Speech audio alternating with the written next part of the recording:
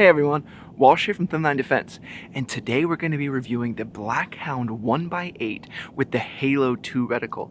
Now you may be like me and hadn't really heard very much about Blackhound Optics before. I'd seen them on like social media and seen some other photos online on like Instagram, but I wasn't really familiar with them. So we work with Blackhound and they supplied us this 1x8 for testing, and I'm really excited because I'm kind of rooting for them. Our channel's pretty small and we're not one of these, big super known companies or known channels, and they're just getting started too, so I'm really kind of rooting for them and I'm hoping that their product is pretty awesome. They did also supply us with a discount code, so I'll include our discount code and a link down in the description.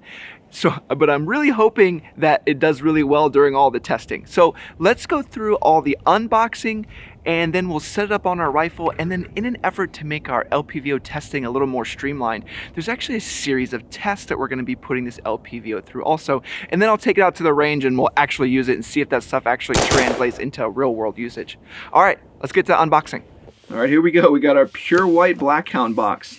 Here's the features on the side. Shows us the 1x8 with the Halo 2 reticle. Alright, let's go ahead and get this thing out. Just gotta slide this top piece off here. Wow, look at that.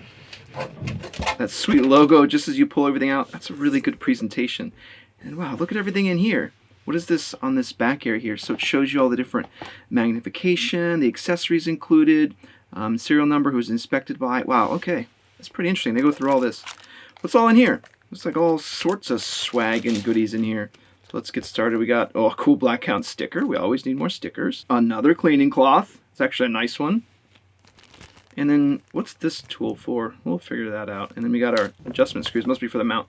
Oh, here's the instructions. Okay, so here we have our fast focus eyepiece. Make sure you do this and actually focus your optic before you go to use it. What else is in here? Maintenance, not a whole lot. That shows you the key components. We'll kind of go over all of those pieces, so don't worry too much about that. Then we actually got the Halo 2 reticle. Doesn't show a whole lot. Subtensions we can download online. We'll go over it more in detail so you can know exactly how to use it. And here's the actual specifications showing its first focal plane and all the different turrets and click values, all the technical details you would need. Here's where our magnification knob is in the Illumination. How to establish a zero. So this is pretty straightforward. We'll go through a lot of this, but if you have any questions, it's right here in the instructions. And I believe we're back at the beginning again. Yeah, okay, that's the start. Okay, so let's start getting everything out of here. Okay, so what's this? I think this is one of those lens cleaning pens. Oh, yeah, cool. It's interesting they include this with it. This is all pretty cool. They have all this stuff in here. And you can use this to clean the actual lens of your optic off if you need to. It has both ends, so you can flip it around. Oh, that's interesting. Okay, what is this? Oh, they include the actual mount. So here's the entire mount that you need in order to attach the optic. It has a couple holes drilled in them to lose some weight too. And two Picatinny rails to keep it locked in place. Yeah, it looks overall well made and lightweight. While I left some minimalistic instructions, I don't see any torque values for the scope mount. We'll sort that out. Let's keep going. Alright, so what else do we have in here? Are these actual levels? Oh my word. This is amazing that they're going to actually bother to give you the levels that you actually need in order to install the scope correctly. So I want to pause here and show you everything you get with this. You not only get the optic, you get the scope mount, and you get levels in order to level it and install it properly. Most people are just getting started with LPVOs and don't have all the extra things or even know what they need to install it properly. So this is amazing that it all comes in one box. So big kudos for them for this. Alright, now let's get the actual optic out. Let's pull this out of here and get it all out of this plastic and nonsense. Wow, okay, so check that out. It's pretty lightweight. I'm kind of surprised by that. It doesn't have a whole lot of weight. 1x8s are usually really heavy. And here's our illumination knob. Oh, look how cool this is. You pop it out, then you adjust it, and then you push it back in to lock it in place. And then it doesn't move if you just bump into it. Oh, that's fantastic. I have not seen that before. And then here we have our caps like we see on many of our other optics. Kind of the same standard one, so pretty awesome to see it on this with that cool little Blackhound logo on it. Same with the front one. Nice caps that are retained. Alright, here's the magnification. Let's test and see how tight that is. Alright, so yeah, it definitely turns. It takes a little bit of effort to turn it. It's definitely not loose. I like that it doesn't just flop around. So the throw on that magnification lever is particularly long. Usually it's like 180 degrees or so. This one's like 210, so that may affect you or may not, but it's easily solvable with the throw lever. I highly recommend they add a throw lever to this kit or as an option to buy. I think that's something they're adding in the future though. Okay, let me install the bat. Oh, is that what that tool's for? I think it is. That tool, we didn't know what it was. We can use this to not mar the surface and actually remove the battery cap. Super smart they included this. Let me just throw our battery in and then just tighten it back up. So I really love the Illumination knob, how it like locks in place and I don't accidentally turn it, but I don't love the sticker that's stuck on there. Get rid of that. And then we have our windage and elevation. See how they sound? Good tactile and audible clicks. Very nice. All right, let's check the top, make sure it sounds the same. Yep, very tactile, very audible clicks. All right, so remember in the instructions we read that each click is going to be a half MOA. So that means each click is going to be half an inch at 100 yards. At 200 yards, each click will be 1 inch. So I want to say that insofar as you don't think it's going to be a 0.1 MOA and you're going to be doing these super minute adjustments. This optic is great for tactical accuracy, and that's what I'm going to design this entire setup around. So remember this as we move through and get into the reticle. All right, let's throw it on the scale and see how much this thing weighs.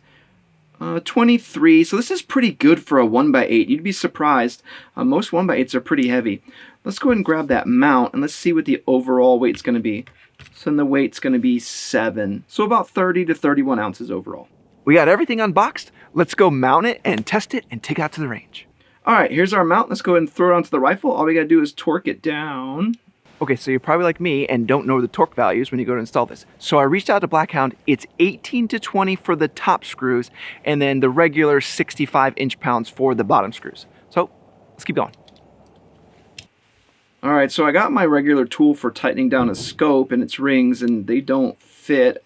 All right, I have like every wheeler tool known to man, and I don't have a 3mm bit. I don't have any 3mm bits anywhere.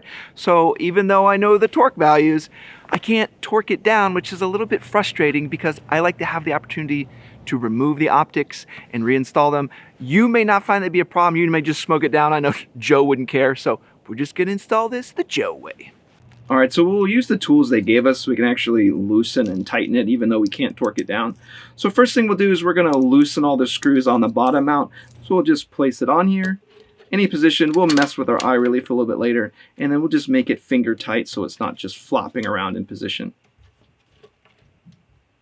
Then we'll go ahead and remove all of our top screws so that we can take off the top caps. Just put this one down here and grab the other one. Then we can throw our optic on and just make sure it moves freely on the top of that optic. Make sure nothing's like binding or jamming up. And then we can put our top caps back on. Just make sure they line up with the screw holes and they're fairly even on each side. And next we're going to tighten all these down finger tight. So get the optic so it just barely moves within the scope mount, and then try a lot of various positions. Try standing, sitting, kneeling, and prone to make sure you have the appropriate eye relief. You may find your eye relief may be perfect when you're standing, but then when you go prone, you have nothing but scope shadow everywhere. So find yourself a good middle ground that works for you in all positions, or whatever main position you're going to be in with the rifle. I really love that they gave us these levels, so now we can actually level the optic appropriately. So I just throw one on top, and then we'll throw the other one on the front of the handguard. I also put another one on the rear of the upper and lower, just because sometimes the handguard isn't necessarily straight. Then we can just check it, and it looks pretty level. And all we gotta do is tighten some things down, just give it some gusto. I'm just kind of reasonably tightening these. I don't really have a good torque value. I think I'm doing this the same on every one of them. I mean, it feels the same. I really could use a torque wrench right now. Now we gotta tighten the bottom. So I asked Joe how many grunts it is for 65 inch-pounds because I don't have a tool for it. He said it's 2 grunts. There we go. One grunt and 2. Okay, perfect. And 1 and 2. Okay, and 1 and perfect. All right, so we got everything installed. Now let's take a look at that reticle and then we'll go into our tests. So the Blackhound 1x8 is a first focal plane. As a reminder, that means the reticle starts small and then gets larger as your magnification increases. So When you're sitting at 1x, it actually gives you a really cool reticle that you can use for multi-target engagement. Some of the other problems that other reticles have is that the center ring is too small or hard to see at 1x. This does a cool thing on this Blackhound 1x8. It has these 3 little flanges, one to each side and one on the bottom, that make it easy to see where your reticle's positioned. Even if you can't see the exact details of the center reticle, you're pretty aware of where it's pointing at and can move quickly from target to target. I didn't really have any issues when I was working in the backyard on training targets and moving from target to target. I was able to see where the reticle was, even if I didn't have a super clear picture of the exact center reticle. Now, earlier when I talked to you about the scope adjustment, we talked about doing some smart things for tactical accuracy. And that means we need to have a very smart zero. If we do this, we can do some really cool things because there's an MOA adjustment both on the top and bottom. So if we do a smart 50-yard zero then, like we did with our UH1 review, we have a difference from 0 and 250 yards of about 2 inches max. So when we look at that in terms of MOA, that's 1 or 2 MOA, and that just means we need to put that center reticle on our target, and it's going to be within 1 inch out to 250 yards. So then that means we can take that same reticle, and when we zoom in, we can engage further targets by only making very small adjustments, but then also be able to engage with close targets without making any real changes to our reticle position. Okay, so we've unboxed it, mounted it, and talked about the reticle. Let's go do some of these optics tests. Let's start with the test for the true 1x. So here's our 1x magnification test. We put the optic at 1x, and you can see how it compares to the surrounding to see how true it is to 1x. So I found the 1x to be completely acceptable. You'll notice the biggest difference in almost all LPVOs, even the high-end ones, as the subjects get closer. That's when you can start to see the difference in the magnification pretty significantly. So this acts the same as any of the other high-end LPVOs that I have, and at distance it performs exactly like it's sitting at 1x. Now, let's do the illumination test. So here I actually have the optic at full illumination. You can see that you can't really see any of the illumination, but I will tell you can see the illumination clearly while indoors. They also do not advertise this optic as daytime bright on the website. So the illumination isn't so great. It's a little bit unfair on 2 fronts though. Number 1, it's unbelievably bright with all this snow. Even my high-end optics that are daytime bright can't be seen in this. And number 2, they also don't claim that this optic is daytime bright. So they're not out there saying, hey, our optic is daytime bright, and then it isn't. They're specifically saying this optic in particular is not. Now I do want to try the 1x4 because they do say that it is, and that would be awesome to try out. All right, let's go through the optic throw test next. So here we'll go through the throw of the actual optic, and I'll show you how far it goes. I will tell you that it takes a good bit of adjustment in order to get this all the way to maximum magnification. But here you can see just how far it gets and how many turns and rotations it takes. And here we are showing the reticle in reverse, going from 8x back to 1x.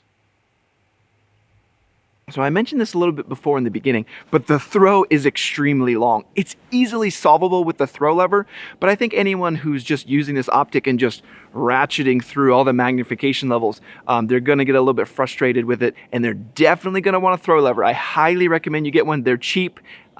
So it's easily solvable. So for this next test, one of our viewers requested this one. We're going to be doing an optic clarity test for targets at 600 yards. So here you can see out in the center there's a very small gong out at 600 yards, then a larger gong off to the right.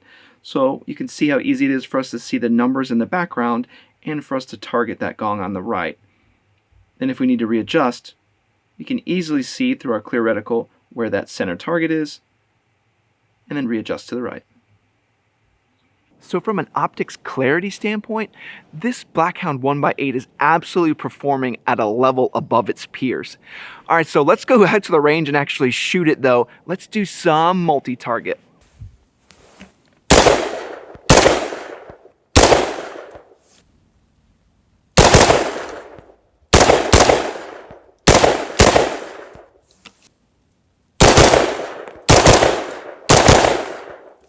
Alright, so that's definitely fun. Now let's zoom in and simulate a long range shot.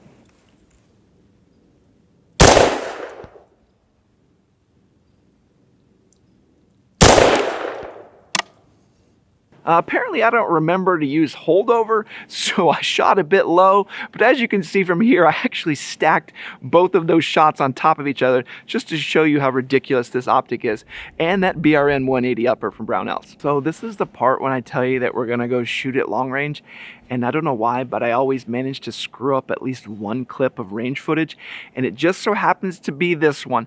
It's so bright I didn't put the right optics filter on the camera when I was shooting and used up all of our ammo shooting it, so we don't have any additional footage, so I did my best to clean it up so you could see it shooting out to 200 yards.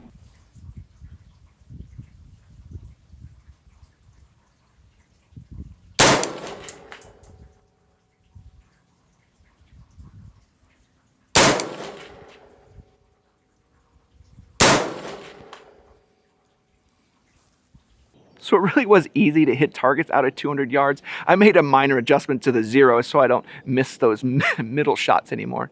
All right, so let's talk about our pros, cons, and do I recommend it? So the first pro I want to talk about is the entire package. It comes with everything. They thought out almost all the pieces. It has the optic, it has the scope, it has the levels. You're not gonna see this in any other product. So this is a huge pro, and a big kudos for them for thinking of all the pieces that you're gonna need when you put it together. So you can just order one thing and you have everything you need and just smoke it all down. So my next pro is that I really like that Halo 2 reticle. Some of the issues you run into with some of the other BDC reticles is if you change your calibers or you change your altitude, those BDCs don't necessarily line up. So with this being an MOA reticle, all the way up and all the way down, you can easily make adjustments at any altitude or for any other caliber. So you could put this on any different rifle in your inventory and just make small adjustments for it. It makes it extremely versatile. Another big pro, that illumination knob. I don't understand why super high-end optics don't have as simple of a feature where you just pull it out to unlock it, turn it, and then push it back in to lock it in place. You don't know how many batteries I have wasted because I've accidentally bumped the illumination knob and not realized it's been sitting on for months. But remove the tape, please. The tape is obnoxious. My last pro, the glass clarity. You're at a different class with this compared to some of its peers. I have some $1,500 optics that look the same as this optic. So where this one absolutely and completely shines is glass clarity. That is what you're getting.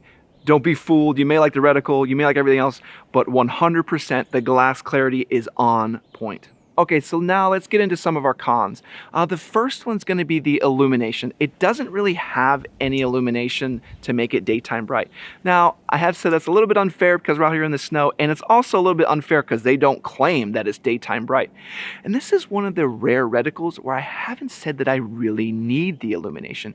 Because it has those cool flanges that go out to the side and through the bottom, I didn't find myself really needing it when I was at 1X. And then when I went to 8X, the actual reticle is clear and bright, even in black. I had no issues whatsoever. So while there's no illumination in daytime, I didn't really find it to be needed. All right, so for my last con, and Joe's probably gonna give me some grief for this one, is I don't like the mount. I don't have the proper tools in order to torque it down properly, and I like to use the appropriate torque value so I don't damage the optic and so that I don't damage the mount or the rifle, and I just don't have a really good way to do that. So I really recommend they just ditch the tool they have in there and instead include a 3mm socket so that it can actually be torqued down properly, and then you can actually retain your zero from when you move it from position to position on different rifles. And you're not just like, well, I hope it's zeroed.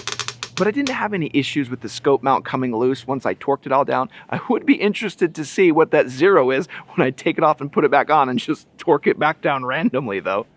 All right, so do I recommend it? I do. This is a fantastic optic. I'm really impressed. I'm proud to see the little guys doing something awesome. I love how they put together this entire package for you. I found the reticle to be innovative, and I found it to be easy to use, and that glass clarity is just something to brag about. So big thanks to Blackhound for sending us this 1x8. I'll put a discount code down below and a link to their website if you're interested in purchasing this optic. And again, thanks to Brownells for providing us with the BRN 180 upper that you saw for the optics testing today. All right, everyone, as always, thanks to our Patreon supporters for making this channel awesome, and to all of you that like, comment, and subscribe. Let me know down below if you got some more questions about it. And again, we're going to be talking more about this Blackhound 1x8 during our live chat on Thursday night. So please join in, and we'll see you then. All right, everybody, Walsh out.